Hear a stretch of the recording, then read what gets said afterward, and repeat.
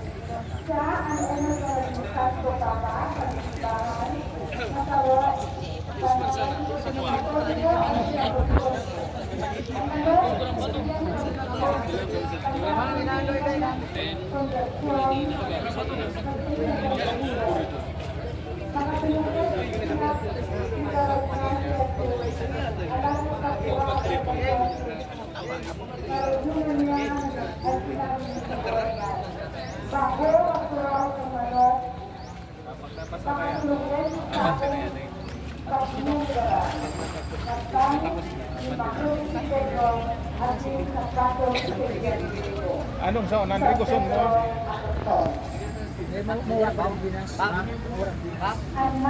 Maghinta dito magpuro pundo sa may aran niyo. Nata. Saan pa yung gate? Sige na. Loy. Loy sana.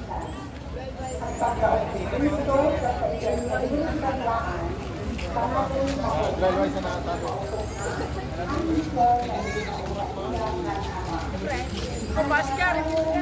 Ano, tarang? Jared. Anak niya.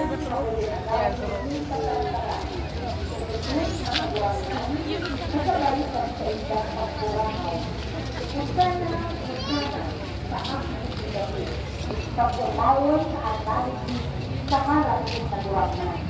Karoon gawin pagkakawin. Kaya ang ngayon at ikiwelcome sa ang kaluwanan na sa katong bahay, sa katong pangaraw, sa katong mga pamilya, sa ilong at kabalidad,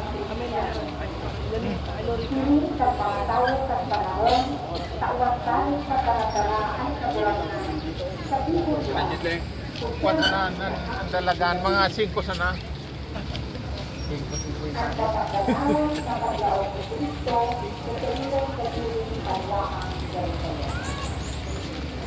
Oh, luto na to so ano, paglao. Sa init.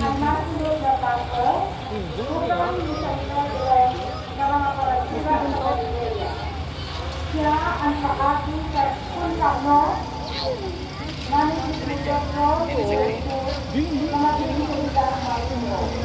Siya ang patuloy na nakapatira at pinagpalalibo sa Evangelyo sa Rosna, Rosna at Pinagpata.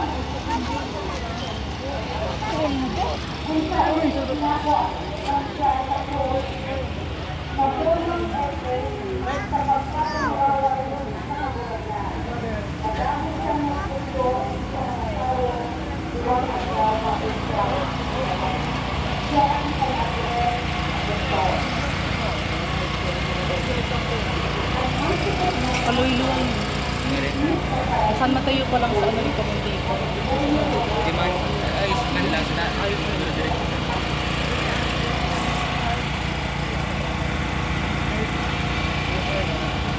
Para sa isa, ang kabilang pagkakala, daya, radyo, at nakuha,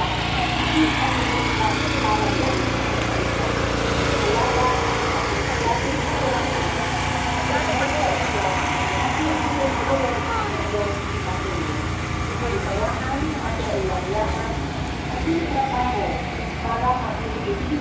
Ano pa man lang anak? 18. Pero kidamlag, Sa Biyernes, 24. 24. Di ba bukas meron pa? Ah, wala man. Friday na. Santo Encero, sa Friday. Santo Encero. Oo. Bakit? Ano lang ngayon? 18 lang. Si bakit? Nakasurak ko sa ano, nagtitipid daw siya. Ha? Nagtitipid. Ah, nagtitipid ka.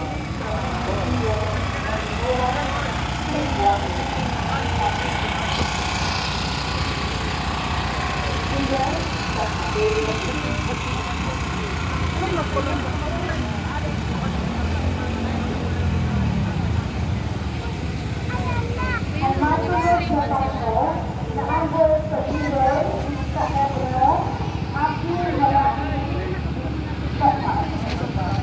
Darangan May Natanae. Siya namulak sa kanan ng Tereya, lugar Pan-Elok na ginagawa sa Borday.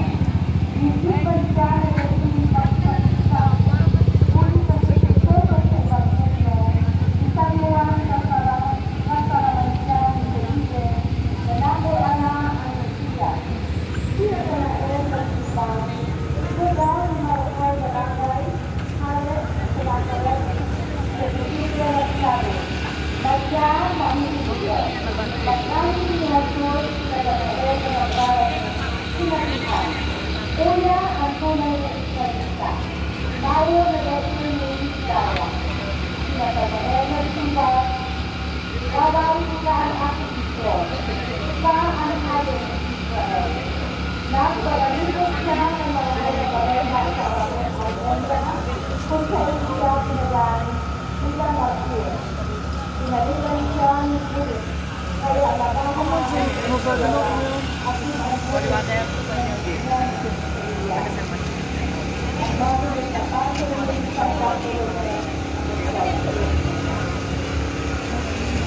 ang nasunod na taso, patuot na nagsulot sa Pilipinas at hindi ang kawanan, Paladeya, Samaya, Syria, Libya at Armenia, kung sa isang Ikaw na sa patutot lang ng tabanan ng mga salat sa pagduraan o liturhiya ang mga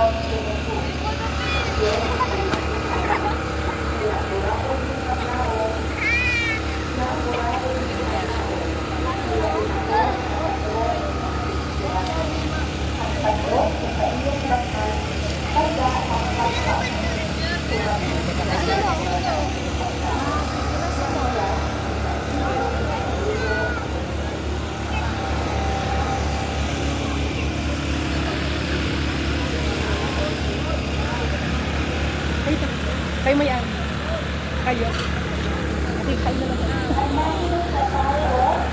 Uy, zero. Hindi ako.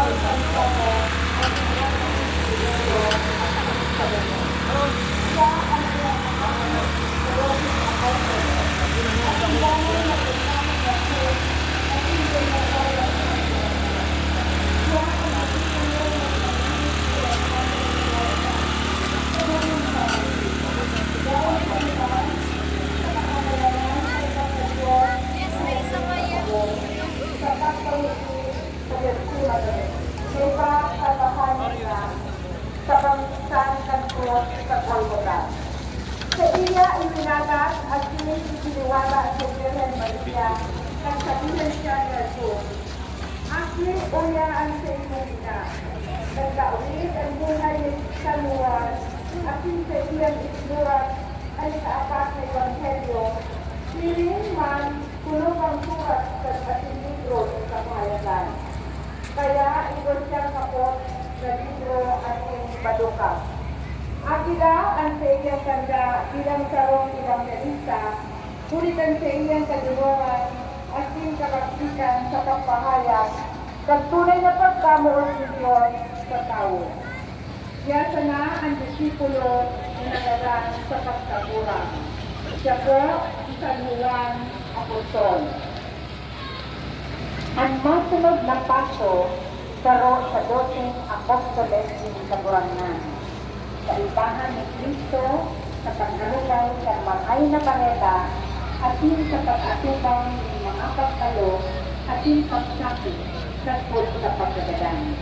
Dahil siya nawara sagpod sa pagkagadan ni Kagurangan. Uya, Apostol Santiago.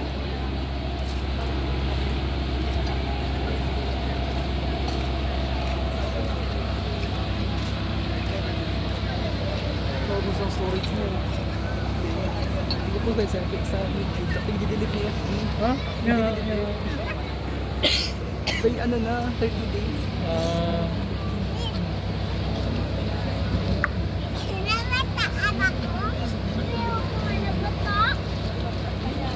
Rayo na ang ano. Tapos ang commentator, kuya, dito pa lang, mga lalaki pa lang ata sa commentator.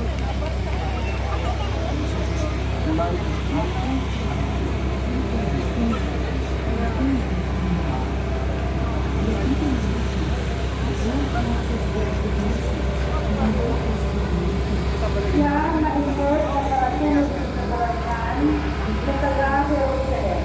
Pagalan pagdiling sa Kalbaryo, siya isinabae na naherak at sinabihan ang banal na dalawang Kagurangan. Pinagpupulog ng bugo ang pagkakao ng kaiyang kayo. Israel, duman, nakasala ang banal na dalawang Kagurangan.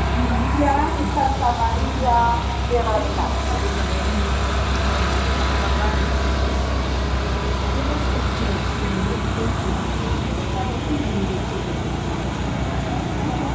Ang masunod na kaso, babae ng taga-Magdala sa Galilea, nagkaroon dakilang parakasala. Pinaposyado ng Diyos sa kaawang buhay. Nanghagad yung tawag sa Diyos ang nagpaklihin. Siya ang pangarugan ng tunay na gobyerno at yung pagpupot sa Diyos mo nakapatawaran muli sa dainagad siya nahulog sa kasalan. Siya naging gayupot sa parasunod ng Kagurangan sa Diyos sa Kagurangan at yung oto at pinahulugan ng Kristo na nabuhay buwan. Siya, Santa Maria Magdalena.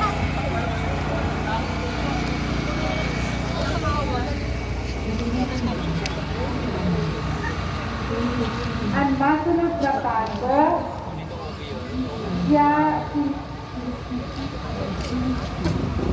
bukod at idayukod na katuon sa Kagurangan. Sa sarong pagsilipon sa harong ni Lazaro, si Marta nagsisibot sa paganda sa mga kakanon habang si Maria o Diyos na nagsisilensyo ni Rasul. Inulok ni Maria ang Kagurangan at pinakulayan na sabihan ang sa iyang sugat na tabangan siya sa pag-alyang.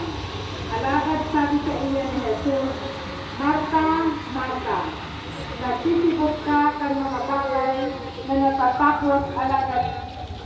Pinili ni Maria ang mahalaga, ang pagdahol sa kataramon ng Diyos at inigay mga halin sa iya. Si Marta, patrona ng mga paranikon sa harong. Siya si Santa Marta de Betania. Maganda siya yan eh. Natawaran na dito. Ang masunod na kaso, ina kan magtugang na Apostol Juan at si Santiago, mga asin na Pilipino. Di ba man ang taga-sabi ng Tutong si San Juan, siya taro sa mga babae na nakatindog sa kapitan cruz ni Jesucristo. Tutong si San Mateo, siya itong nananghakad na pukawon at sa iyang duwang aki sa kahalian ng Diyos, sarok sa wala at patuon. Tutong si San Marcos, siya kaiba pagbakay ng mga pangamot para sa bangkay ng Kagurangan. Sa iyang pagpahalaga sa banal na hawak ni Kristo at inususukman sa tradisyon, siya ang nagandang sa lulungan, kaya sigit ang sa iyang dara. Siring ni Magdalena at yung iba pang Maria, sila ang enon sa mga saksi sa pagkabuhay buwan at yung ipinareta sa mga disipulo. siya si Santa Maria Salome.